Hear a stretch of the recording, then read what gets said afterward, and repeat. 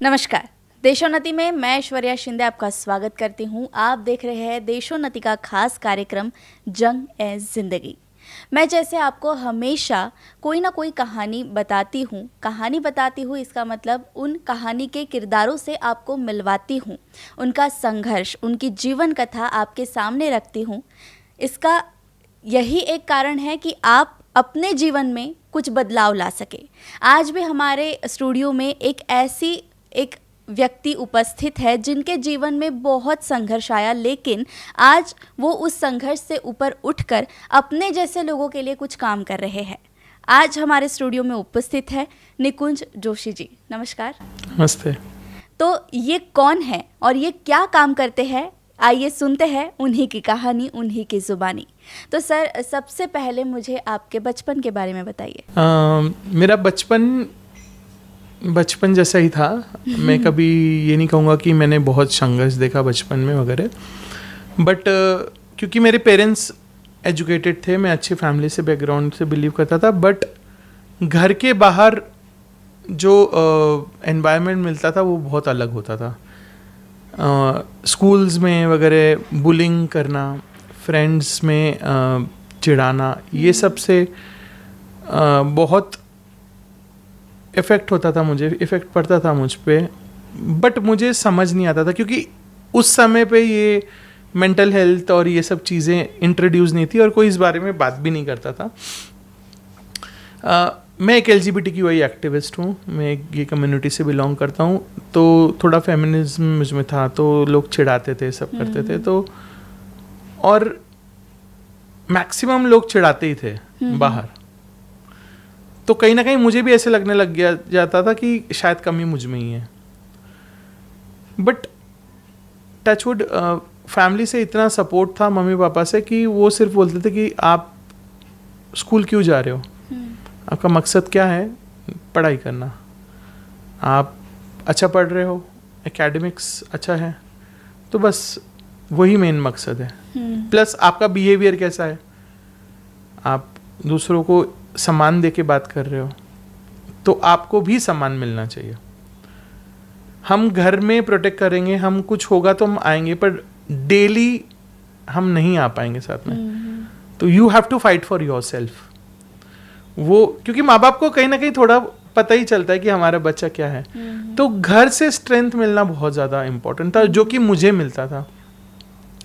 तो I was very much confident कि मैं मेरे पढ़ाई पे भी फोकस करता था, मैं अच्छा खेल कूद में भी था, और मैं एक अच्छा, उस समय से ही मैं अच्छा एक इंसान था। तो क्योंकि मुझे एक सोशल वर्कर एक अंदर हमेशा बचपन से ही मेरे अंदर था, सोशल वर्कर जो खुद का पेन छोड़ के दूसरे के पेन में भी खड़ा रहता था, and I was very helpful in nature.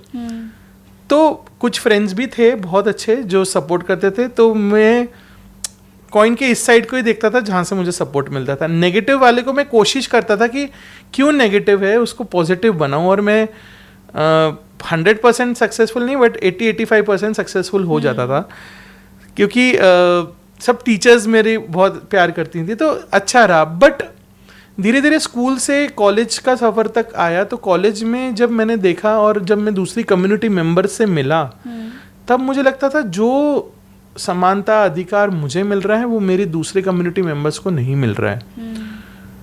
अब उसके लिए काम कौन करेगा, क्योंकि वो उतने सक्षम दिख नहीं रहे थे कि वो अपने हकों के लिए लड़ें या खुद की आवाज़ उठाएं। तो फिर मुझे लगा कि ये ऐसा क्यों हो रहा है। सबसे पहले तो बहुत समय तक ऐसा लगता था, 11th-12th में ऐसा लगता था क्यों ऐसा असमानता है, क्यों चिढ़ा रहे हैं दूसरे लोगों को, क्या इनका बिगाड़ते क्या हैं लोग, इतना बुलिंग, इतना हैरेसमेंट, वायलेंस क्यों हो रहा है। तो फिर नागपुर में शिफ्ट हुए हम लोग। मैं कोटा से मैंने स्कूलिंग किया, नागपुर में आए, तो यहाँ पे एक सारथी ट्रस्ट करके संस्था जिस खुली थी, मिस्टर आनंद चंद्रानी फाउंडर मेंबर थे, उन्होंने एक ऑर्गेनाइजेशन खोली। तो बस 26 दिन हुए थे ऑर्गेनाइजेशन खुले हुए, और मैंने स्टेप इन किया, और वहाँ पे मुझे मेरे जैसे बहुत सारे लोग मिले। तब मुझे लगा अरे ये तो मतलब ये मेरी जगह है यहाँ पे, एंड यहाँ पे मैं सेफ हूँ, यहाँ मैं खुल के कर सकता हूँ, यहाँ कोई मुझे जज नहीं कर रहा जी, है ना, यहाँ मेरी चीज़ों को समझा रहा है, सब मेरे जैसे हैं। बट वो अपने अपने फैमिलीज में सफ़र कर रहे थे, सब कर रहे थे, तो who will work for it. तो मिस्टर आनंद चंद्रानी जी ने मुझे सिखाया कि हमको हमारे मुद्दे भी छोड़ के दूसरों के लिए काम करना पड़ेगा, तभी जाके चेंज आएगा। ये नहीं कि मेरे घर में आग लगी है तो तभी मैं काम करूं, वो आग घूम के एक बार मेरे घर में आएगी ही वापस। सो बेटर कौन करेगा, इससे अच्छा हम करते हैं, ये पद्धति रखो। तो वो बहुत मोटिवेशन मुझे मिला। मेरे पेरेंट्स, आनंद चंद्रानी जी भी मेरे पेरेंट्स जैसे ही थे, ये रिसेंटली पास रहे, तो उन्होंने वो सिखाया, मुझे प्लेटफॉर्म दिया। और जैसे सारथी ट्रस्ट है तो वो एक कर्म भूमि मुझे मिली, तो वहाँ से काम करना शुरू किया। आज 18 साल हो गए हैं सारथी ट्रस्ट को नागपुर में। डेली जब मैं घर से निकलता हूँ तो कुछ ना कुछ चैलेंज आता है, वापस जाता हूँ तो ऐसा लगता है कि नहीं, हाँ सॉल्व करके आया हूँ। तो डेली बस ऐसा ही है। लेकिन आपको कब पता चला था कि आपकी शारीरिक जो अवस्था है वो दूसरों से कुछ अलग है, या फिर घर पे भी पता चला होगा तो उनके रिएक्शंस कैसे? देखिए, इसको पर्टिकुलर बता नहीं सकते कि 14 साल का होऊंगा, 3 महीने का, 26 तारीख को रात को 11 बजे मुझे पता चलेगा। वो टाइम मैंने नोट नहीं किया, वो पता नहीं, वो एक, क्योंकि ये बहुत नेचुरल है। सबसे पहली चीज़ है ना, किसी किसी को बचपन में पता चलता है अपने बारे में, अपनी आइडेंटिटी के बारे में, और किसी किसी को मिड एज में आता है। किसी किसी को, हमारे यहाँ पे ऐसे भी कम्युनिटी मेंबर्स आते हैं जो 65 ईयर्स ओल्ड के, अब उनको पता चला कि नहीं, कि हाँ मेरा एक अट्रैक्शन सेम सेक्स की तरफ है। तो ऐसे कोई पर्टिकुलर, अगर मैं मेरी बात करूँ तो मुझे शुरू से ही पता था कि मैं नॉर्मल नहीं बोलूँगा क्योंकि मैं भी नॉर्मल हूँ, है ना। तो क्योंकि ये वर्ड गलत है कि मैं नॉर्मल नहीं है, नॉर्मल नहीं हूँ, मैं भी नॉर्मल हूँ, पर मैं थोड़ा सा अलग हूँ, मुझे ये पता था। बट क्या वो मुझे सबसे पहले खुद को जानना था। उसी लिए जो मेरा सर्च इंजन जो शुरू हुआ फिर कि ये है क्या एग्जैक्टली। तो तब तक इंटरनेट वगैरह सब था, तो थोड़ा बहुत मैं पढ़ता था, अच्छे मेंटोर्स मिले, जैसे सारथी ट्रस्ट, हमसफर ट्रस्ट, वहाँ पे अच्छे गाइड्स थे, Anand Chandrani ji, mister Vivekanand sir, Alpana madam मिली। तो उन्होंने अपने बारे में बताया, अपनी जो काम कर रहे हैं वो बताया, उन्होंने सिखाया, मेंटरशिप मिली। तो उससे अपने आप को अभी भी मैं समझ ही रहा हूँ खुद को। ऐसा नहीं कि मैं अपने आप को पूरा जान लिया है ना। मैं भी अभी भी अपने आप को डिस्कवर कर रहा हूँ, नई नई सेक्सुअलिटीज आ रही हैं, नई नई चीज़ें सीखने की कोशिश कर रहा हूँ। तो चेंज तो हर दिन आता है। बस समझो अपने आप को, आप जैसे हो वैसे एक्सेप्ट करो। सबसे पहले सेल्फ एक्सेप्टेंस होना बहुत ज़्यादा ज़रूरी है, तभी आपको सोसाइटी एक्सेप्ट करेगी। अगर आप खुद को एक्सेप्ट नहीं करोगे तब तक आपको लोग भी एक्सेप्ट नहीं करेंगे। तो डेली डिस्कवर करता हूँ अपने आप को।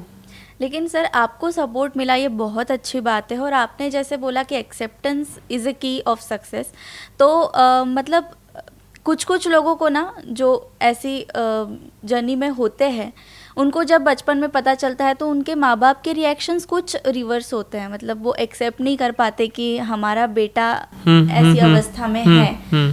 तो ऐसे कुछ केसेस आपके सामने हुई होंगी।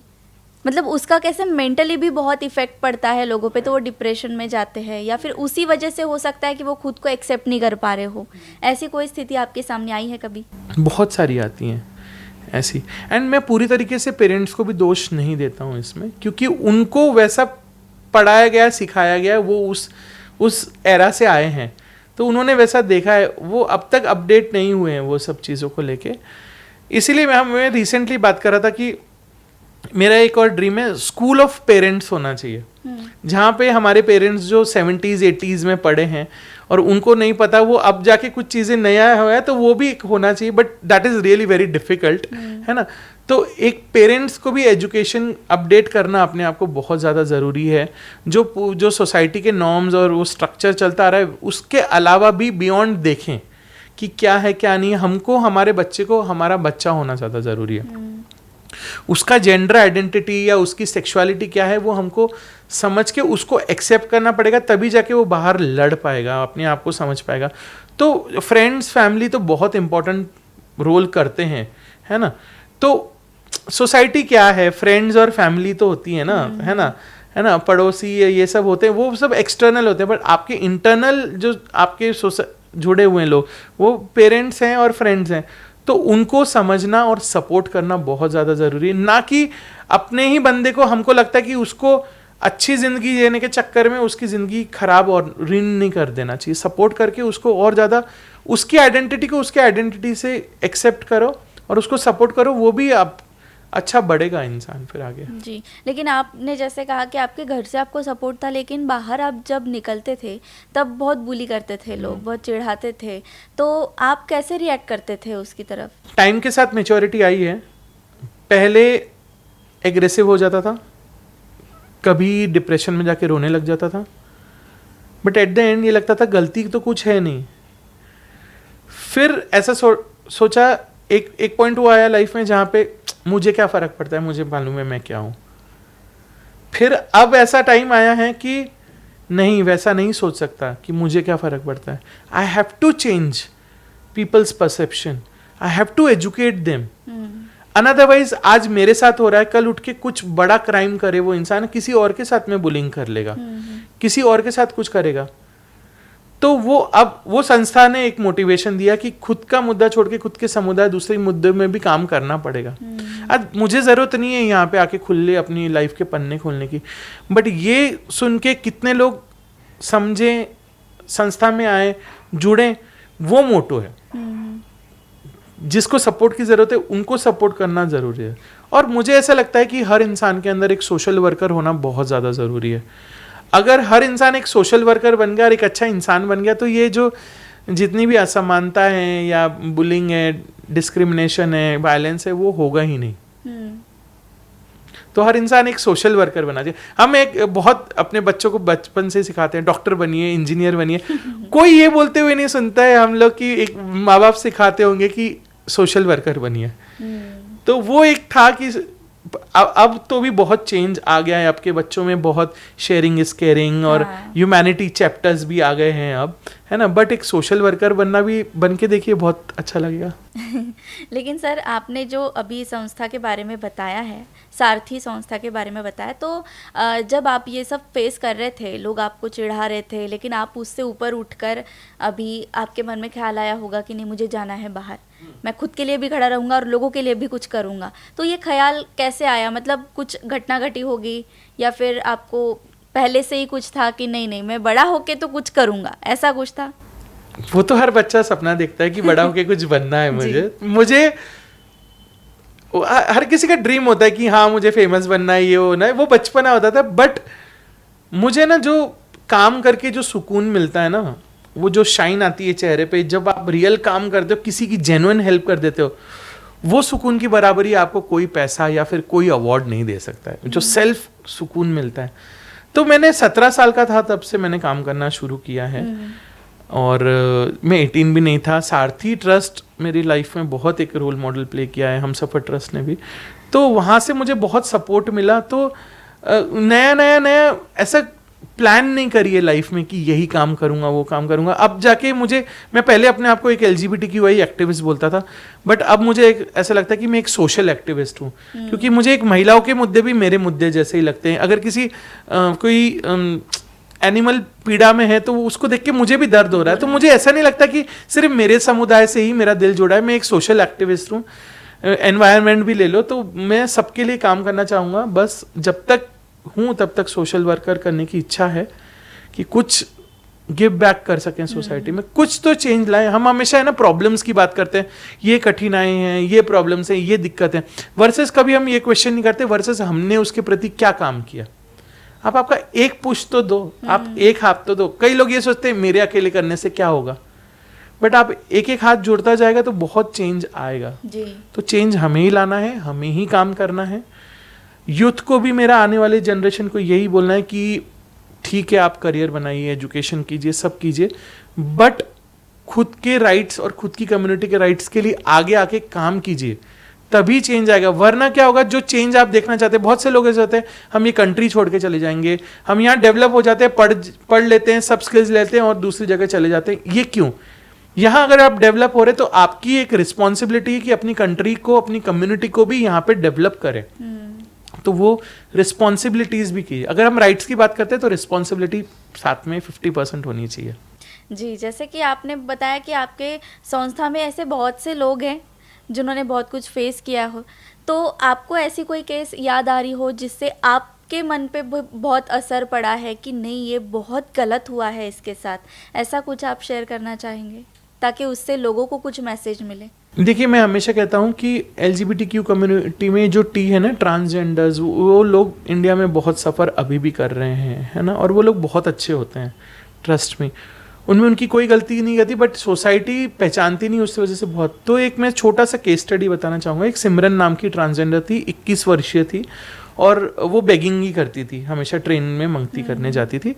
पर वो मुझे हमेशा बोलती थी कि निकुंज सर, मुझे है ना एक एयर होस्टेस बनना है, और मुझे मैं सिर्फ ये टेम्परेरी टाइम के लिए हूँ, मैं अपने आप की खुद को भी डेवलप करूँगी और कम्युनिटी को भी डेवलप करूँगी, आपको एक दिन प्राउड कराऊंगी। तो डेली रूटीन की तरह से वो एक दिन ट्रेन में चलने लगी, और जब ये ट्रेन में दिखते हैं हमको, तो ये आउटर से चढ़ रही थी वो ट्रेन। तो सोचिए, स्पीड में होती है ट्रेन, और वो उस स्पीड में वो चढ़ते हैं और उतरते हैं। तो एक दिन चढ़ते चढ़ते वो उसका पैर स्लिप हो गया, और ट्रेन के चक्के में उसका पैर आ गया, यहाँ से लेके यहाँ तक पैर उसका कट गया। और मैं नागपुर यूनिवर्सिटी में था, मैं अभी भी मुझे याद है, मेरे साथ में एक और सहयोगी थे, हम लोग सेशन ले रहे थे जेंडर आइडेंटिटी और सेक्सुअलिटी पे, और हमको वहाँ पे फ़ोन आया कि दूसरे ट्रांसजेंडर्स थे उनके साथ में, उन्होंने बोला कि निकुंज सर, सिमरन ट्रेन से गिर गई है, जल्दी आप आइए, वो बहुत ब्लीड कर रहा है, उसका पैर पूरे कट गई है।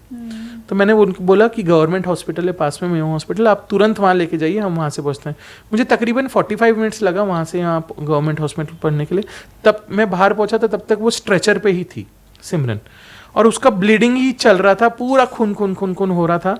उसने मुझे देखते ही मेरा हाथ पकड़ लिया और बोला कि निकुंज सर, प्लीज़ मुझे एक सुन का इंजेक्शन दिला दीजिए ना, मुझे मरना नहीं है, मेरा पैर कटा दीजिए, मैं मरना नहीं चाहती, मैं कुछ भी कर लूँगी। मुझे अभी भी याद आ रहा है, वो बोल रही मैं चाय बेच दूंगी, कुछ भी कर लूँगी, मैं ना बोझ नहीं बनूंगी, मुझे प्लीज़ जिंदा बचा लो। तब जाके मैं इतना चिढ़ा कि इसको अंदर क्यों नहीं ले रहे हो, फर्स्ट एड क्यों नहीं दे रहे हो हॉस्पिटल में। तो हॉस्पिटल में ऐसी कशमकश चल रही थी कि वो सबसे पहले पूछ रहे थे कि इसको मेल वार्ड में डाले कि फीमेल वार्ड में डाले। तो मेरा वहीं पे ही बहुत मैं हाइपर हो गया था वहाँ पे। मैंने बोला वो इंसान है, सबसे पहले आपको उसका जेंडर दिख रहा है, उसकी पीड़ा नहीं दिख रही है। फिर एक जैसे तैसे करके एडमिट करवाया। एडमिट करने के बाद में वहाँ के जो डॉक्टर्स थे, इंटर्न्स वगैरह होते हैं, उतना सेंसिटाइजेशन उस वक्त में नहीं था। वहाँ डिस्कशन चल रहा है, इसको मेल डॉक्टर अटेंड करेगा कि फीमेल डॉक्टर अटेंड करेगी। ये सब करते करते 2.5 घंटे हो गए, तब जाके उसको फर्स्ट एड चालू हुआ। वो भी झगड़ा करना पड़ा, वरना तो वो इतना बहुत ब्लीडिंग हुआ। फाइनली शी पास्ड अवे, मर गई वो। और वो सिर्फ सिमरन नहीं मरी, उसके साथ में उसके सपने, उसकी कम्युनिटी की ग्रोथ, वो सब भी मर गए। उस वक्त लगा सबसे ज़्यादा कि खुद का छोड़ के बहुत काम करना बाकी है। जब अस्पतालों में जहाँ शिक्षित डॉक्टर्स और स्टाफ ऐसा बिहेव कर सकता है, तो आप सोचिए कि जनरल ट्रेन के डब्बे में जहाँ पे कितने तरह के लोग होते हैं, या फिर दूसरी जगहों पे क्या नहीं होता होगा। तो वो मोटिवेशन अभी भी मुझे देता है कि काम करना बहुत बाकी है इनके लिए। एंड जब उनके घर वालों को फ़ोन करते हैं, हम बताते हैं, तो बोलते हैं अब तो वो मर गई ना, अब क्या कर सकते हैं, हम आ जाएंगे। और वो कुछ दिन पहले ही घर पे पैसे दे के आई थी, क्योंकि उसके घर पे ऐसा रूल था कि अगर मम्मी पापा से मिलना है तो पैसे देना पड़ेगा, और जब रात के अंधेरा होगा तब तुम आओगी, और सुबह सबके उठ के निकलने चल जाओगे, क्योंकि आप शर्म हो घर के लिए। पैसे के लिए शर्म नहीं थे, दूसरे भाई बहन मिलने नहीं देते थे, घर में नहीं आने देते थे। तो वो अपना चलाती थी। तो ऐसा लगता है कि नहीं, कितना सारा काम करना है अभी। और जैसे आपने अभी बताया कि कुछ लोग ट्रांसजेंडर जो होते हैं वो ट्रेन में बेगिंग करते हैं, या फिर हमें सिग्नल्स पे भी दिखते हैं, तो ये उनकी मजबूरी होती है क्या कि या फिर वो ऐसे भी कर सकते हैं कि कहीं पर काम कर सकते हैं, लेकिन समाज में भी उनको एक्सेप्ट नहीं किया जाता है कहीं कहीं जगहों पर। तो आप इस चीज़ को कैसे देखते हैं कि कुछ लोग जानबूझकर बेगिंग करते हैं, या फिर कुछ लोगों की मजबूरी होती होगी, आप कैसे देखते हैं? देखिए, आप और मैं बेगिंग के लिए नहीं जाएंगे, क्योंकि वो हमसे होगा नहीं। कुछ मजबूरी होगी तभी वो जाना पड़ता होगा, राइट। सबसे पहले अगर वो एक ट्रांसजेंडर हैं, माँ बाप ने घर से निकाल दिया, किसी स्कूल ने एडमिशन नहीं दिया, किसी ने नौकरी नहीं दी, कोई पार्टनर नहीं है, कोई बच्चा नहीं है, बट शाम को भूख तो लगेगी ना, तो वो कहाँ से लाएंगे पे? अनफॉर्चुनेटली बेगिंग करना ऑप्शन रहता है। स्किल्स भी हैं, कुछ भी हैं, अपॉर्चुनिटीज नहीं मिलती हैं उनको। मैं नहीं बोलता हर कोई सेम होगा, पर मैक्सिमम यही ऐसे केस में होता है। तो उनको अपॉर्चुनिटीज नहीं मिल पाती, या फिर कहीं पे जॉब हो रहा है, उनके साथ बुलिंग होती है, उनके साथ छेड़छाड़ होती है, वो चिढ़ाते हैं दूसरे लोग, तो कंटिन्यू नहीं कर पाते हैं। तो वो वहां पे बेगिंग करना, मैं भी पसंद नहीं करता बेगिंग करना, बट आप अपॉर्चुनिटीज तो एक बार देखे तो देखिए। शुरू तो कीजिए, पहले कुछ प्रमाण कम होगा। एजुकेशन, उन पे काम करना बहुत ज़्यादा ज़रूरी है। एम्प्लॉयमेंट दीजिए, तो एटलीस्ट वो अपना घर तो चला सकें। तो वो हमको शुरू करना पड़ेगा। एक को देख के, दो को देख के दूसरे लोग भी मोटिवेट होंगे। जो चलता आया है उसको चेंज होने में टाइम लगेगा, बट अगर हमको चेंज लाना है तो उसके लिए हमको प्रिपरेशन भी करनी पड़ेगी कुछ ना कुछ। सरकार को, कंपनीज को, प्राइवेट कंपनीज को ये थोड़ी अपॉर्चुनिटीज देनी चाहिए और हर सेक्टर पे काम देना चाहिए। मुझे बहुत खुशी होगी कि ये न्यू एक एंकर अगर ट्रांसजेंडर एक दिन हो और वो इंटरव्यू ले रही होगी। किसको नहीं पसंद है कि एसी ऑफिस में बैठ के पीएफ कटे और दिवाली का बोनस मिले और मैं एक अच्छे से तैयार होके आऊं। सिग्नल पे जाके 1-1 रुपया देता है, कोई बदतमीजी भी करता है, कुछ छेड़छाड़ भी होती है, किसी को पसंद नहीं है। चांस दे के देखिए तो करेंगे वो लोग भी। नॉर्मलाइज सारी चीज़ों को करने के लिए सभी को नॉर्मलाइज होना पड़ेगा, ये किसी एक ग्रुप का काम नहीं है।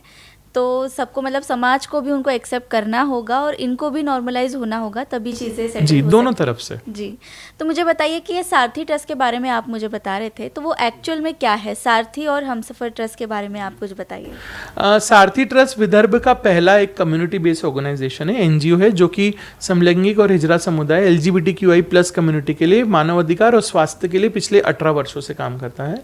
हमसफर ट्रस्ट मुंबई की एक CBO, इंडिया की पहली CBO है, जो कि मदर एनजीओ है सारथी ट्रस्ट की, और बहुत सारे एनजीओज की मदर एनजीओ है हमसफर ट्रस्ट।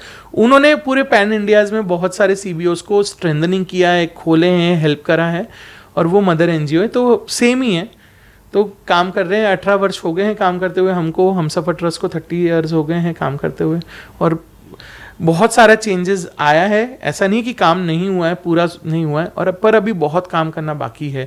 जैसे मैरिज इक्वालिटी के लिए काम करना है, एडॉप्शन राइट्स के लिए काम करना है, पॉलिसीज़ करना है, जॉब प्लेसमेंट्स करानी है कम्युनिटी को, मेन स्ट्रीमिंग में लाना है कम्युनिटी को। आज जैसे फॉर एग्जांपल मैं आके इंटरव्यू दे रहा हूँ, कल उठ के यहाँ पे कोई ट्रांस व्यक्ति भी आके इंटरव्यू दे, एक लेस्बियन आके इंटरव्यू दे, और लोग सुने और समझें। और सिंपैथी नहीं चाहिए या रिजर्वेशंस नहीं चाहिए, कुछ अलग नहीं चाहिए, समान अधिकार चाहिए। हम भी इसी कंट्री में पैदा हुए हैं, कॉन्स्टिट्यूशन हमारे लिए भी सेम है, और हमारा कॉन्स्टिट्यूशन इक्वालिटी की बात करता है। तो हमें क्यों समान अधिकार नहीं मिल रहे हैं? अभी भी क्यों हमको हमारी जिंदगी के पन्ने ऐसे खोलने पड़ रहे हैं, इंटरव्यू देने पड़ रहे हैं? और मुझे ऐसा लगता है कि अलग अलग कम्युनिटी के, हम सब एक कम्युनिटी के, हम सब एक इंसान है। आई थिंक वो काफ़ी होना चाहिए।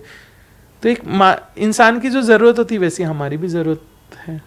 लेकिन सारथी ट्रस्ट के मेन पिलर्स क्या है? आप कौन से मुद्दों पर ज़्यादा काम करते हैं? जी, हमारे डोमेन्स हैं अलग अलग। जैसे हम एडवोकेसीज करते हैं, हम हेल्थ डोमेन में काम करते हैं, हम राइट्स के लिए काम करते हैं, हम सोशल एंटाइटलमेंट के लिए काम करते हैं, हम कैपेसिटी बिल्डिंग के लिए काम करते हैं, ट्रेनिंग्स हम लोग प्रोवाइड करते हैं, जॉब प्लेसमेंट्स करा के देते हैं, सेंसिटाइजेशन करते हैं, चाहे वो गवर्नमेंट सेक्टर हो या प्राइवेट सेक्टर हो, कॉर्पोरेट्स हो, वहाँ पे कम्युनिटी के बारे में बताते हैं, पॉलिसीज़ डेवलपमेंट के लिए काम करते हैं, लॉ में चेंजेस लाने के लिए हम लोग काम करते हैं। जैसे 377 लॉ था, पहले उसको डिक्रिमिनलाइज करें, तो हमने भी कुछ योगदान किया है सब उसमें।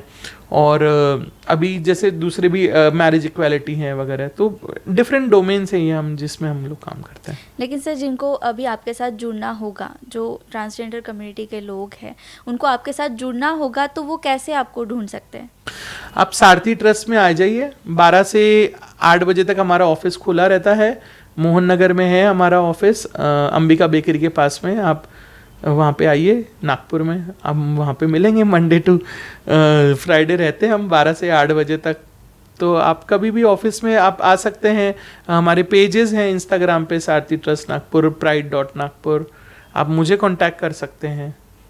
आपके आगे के प्लान्स क्या है सर? आपके पर्सनल, मतलब सारथी ट्रस्ट से थोड़ा अलग हटके आपके खुद के आगे के प्लान्स क्या है? ऐसा कभी सोचा नहीं कि खुद के आगे क्या प्लान है, क्योंकि इतना बिजी हो गए हैं ना लाइफ में कि काम वगैरह, तो बस चल रहे हैं हम साथ में। बट एक ड्रीम लेके मैं चल रहा हूँ कि जो दुख तकलीफें मैंने या फिर मेरी कम्युनिटी ने, हमने हमारे एज ग्रुप या स्कूल कॉलेजेस काम की जगह पे देखें, वो आने वाली जनरेशन वैसा ना देखें, वैसा ना देखें वो लोग। जैसे फॉर एग्जांपल आनंद चंद्रानी जी ने जो तकलीफ देखी थी वो मैं नहीं देख रहा हूँ, जो मैंने देखी वो मैं नहीं चाहता मेरी आने वाली जनरेशन वैसा देखें।